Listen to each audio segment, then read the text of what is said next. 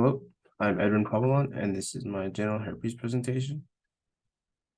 First off, some general information. The herpes simplex virus, shortened to HSV, is more commonly known as herpes and is an infection that can lead to irritation, painful blisters, or even ulcers. The virus primarily spreads through skin-to-skin contact between individuals, and even though the virus is treatable, it is not yet fully curable. Though herpes does sound easy to receive, it is also very easy to prevent. And just for some more information, it is estimated that up to 3.7 billion people that are under the age of 50, which is around 67% globally, have type 1 herpes, and is then reported that around 491 million people that are around the age of 15 through 49, which is about 13% worldwide, have type 2 herpes. And that is what the herpes looks like on the skin. As for causes, first off, there are two different types of the herpes simplex virus. Type 1, referred to as HSV1, is the virus that is spread through the mouth by oral contact, which can be from kissing, touching the lips of an infected area, or even sharing utensils such as spoons and forks, for example. Type 2, known as HSV2, mainly spreads from sexual contact with an individual who already has the herpes simplex virus and can lead to genital herpes. That's what it looks like around the area. For symptoms, individuals that have the herpes simplex virus are reported to only have mild to no symptoms, which can lead to them spreading herpes onto others without them even knowing. When symptoms aren't present, they can be recurring blisters or ulcers that are painful, but newer infections, such as HSV, can lead to a fever, body aches, and even swollen lymph nodes. Most common symptoms of HSV1 can include cold sores such as blisters and ulcers, cold sores around or in the mouth, while HSV2 can include bumps, blisters, and open sores around the individual's genitals and even anus. The blisters that were mentioned earlier can be very painful and break open, which releases ooze and leads to crust over. And that is what a swollen lymph node looks like. Risk factors. Herpes does sound scary, but it's easily avoidable. As noted earlier, HSV1 can be easily avoided by avoiding the contact with other individuals' mouth, which also includes their saliva. Oral contact can include kissing, touching the lips of an affected area, or even sharing utensils such as spoons and forks with someone that shows symptoms of having HSV1.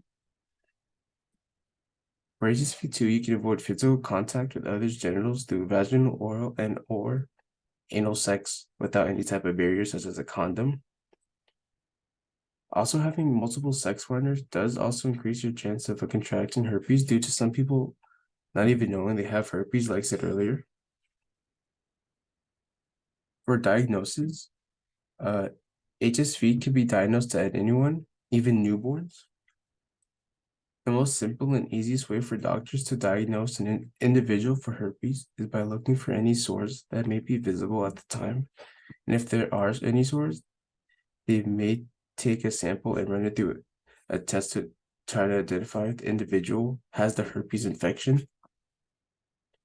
If sores are not present at the time of the test, then a blood sample can be used as a replacement to find any HSV antibodies.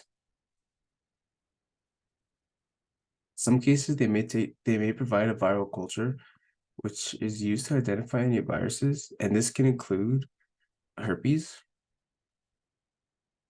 Though these tests can identify if an individual may have the herpes virus, it cannot determine when they may have contracted the virus or who has given them the virus.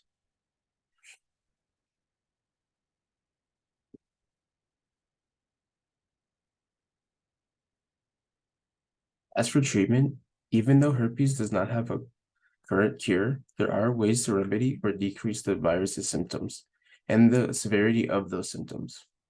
Often antiviral medicines such as anciclovir, famciclovir, and valciclovir are prescribed by doctors and should be taken within 48 hours from when the symptoms first start. Also, taking those medicines in lower doses can lead to a decrease of outbreaks. Most of the time, treatment is recommended for people who get painful or recurring outbreaks, but it's also recommended for people that want to lower the possibility of spreading herpes to other people. The most common medicines for an already occurring outbreak to help deal with the pain due from the sores can be paracetamol, naproxen, or even ibuprofen. Other medicines such as benzocaine, lidocaine are used to be applied to numb an infected area. Sorry for the pronunciation. And as for maintenance, even though there are treatments to reduce the pain from the sores, there are ways to avoid triggering the cells in our daily lives due to the herpes simplex virus living in the nerve cells, which can cause it to have certain triggers causing the cells to either be inactive or active. Some of the triggers can include having an illness or fever, long sun exposure, menstrual period, any type of injury, emotional stress, and surgery. There are certain actions you can take to avoid genital herpes outbreak. For instance, people with oral herpes can lower the risk of an outbreak by wearing sunscreen and or avoiding sunlight, as sunlight can trigger an outbreak. Also, taking the over-the-counter medicines, drinking cold beverages, and even sucking popsicles can decrease the symptoms. For genital herpes, wearing loose-fitting clothes, sitting in a warm bath for at least 20 minutes, and even taking medicines can help decrease symptoms. For people that want to lower the risk of spreading the virus, they cannot share items that have their saliva, talk to their sex partners about herpes, and don't have sex if you notice symptoms of herpes. Also, wearing a condom or any other barriers during sex does decrease the risk of spreading the virus.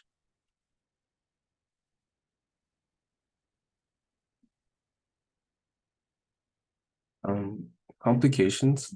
If the carrier cannot or refuses to take any treatment for the herpes simplex virus, it can lead to a weak immune system, which can further lead to the risk of obtaining an HIV. Carriers of HSV2, which is genital herpes, are the most likely to receive and even spread HIV to other individuals. Some rare complications that may come from having HSV2 are meningoencephalitis, which is a brain infection and disseminated infection, an infection that spreads to an organ of the body. HSV1, an infection can further lead to more severe complications if not treated, like encephalitis, which is another brain infection, and keratitis, which is an eye infection.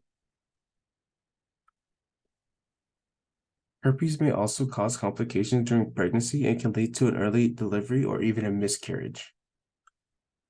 As for prevention, even though herpes does sound easy to receive, it is also easy to prevent.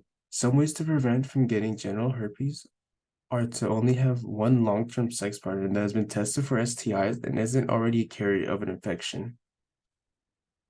Always use a condom or any other barrier method during any type of sexual activity. This reduces the risk of getting a disease, but doesn't prevent all skin-to-skin contact.